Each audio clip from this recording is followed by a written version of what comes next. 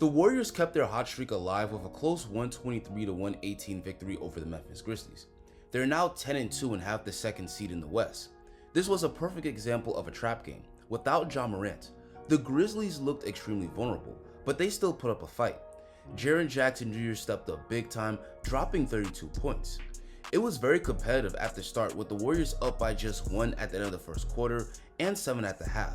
But the Dubs took control of the game in the third quarter, and by the fourth quarter, they had a 20-point lead.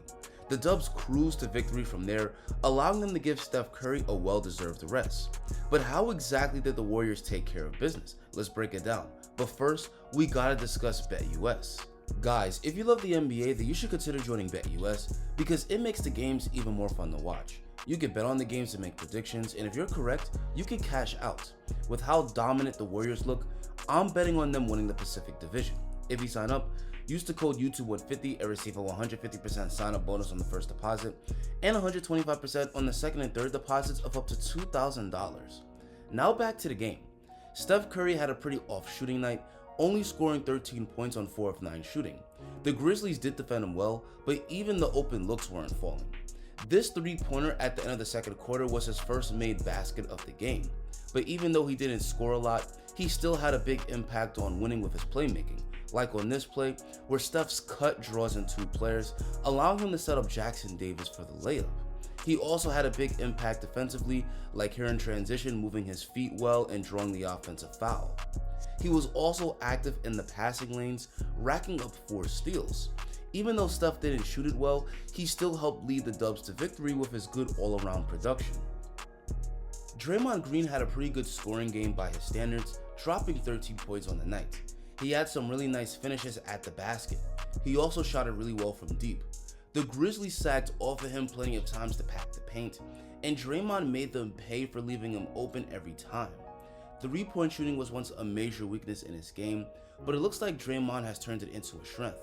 When he's aggressive like this to score, it makes the Warriors' offense so much better. He also did a good job of setting up his teammates, like this outlet pass to Podziemski for the fast break layup.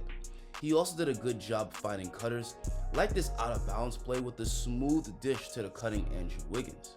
Draymond did get ejected after getting a second technical late in the fourth quarter, but by that point, he had already put his stamp on the game. Buddy Hield provided his usual excellent off-the-bench production, dropping 18 points. Most of his scoring came from downtown. He made in some open looks, but he also hit some really tough shots, like this heavily contested 3 to end the third quarter. Not only did he make it rain from deep, but he also showed off his bag. On this play, Hield isos from up top, then uses the beautiful crossover to get past his initial defender, and then finishes around Zach Edey. At this rate, Hield is well on his way to winning the 6th Man of the Year award.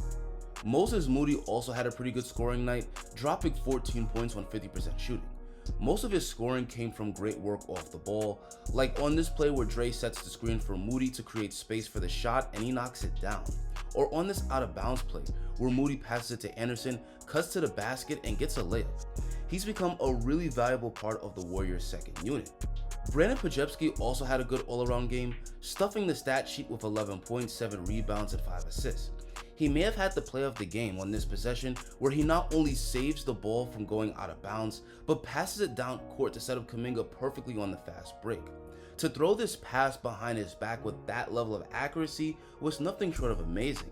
He also played his usual strong defense, like here keeping Laravia in front and forcing a difficult shot. Podziemski is having a poor shooting season, but he does all the little things that contribute to winning, which is why he's still a key part of the Dubs' rotation. A lot went right for the Dubs on the night, but they did suffer a tough loss. Lindy Waters got the start and was having a good game, but he had to leave the court with a knee injury.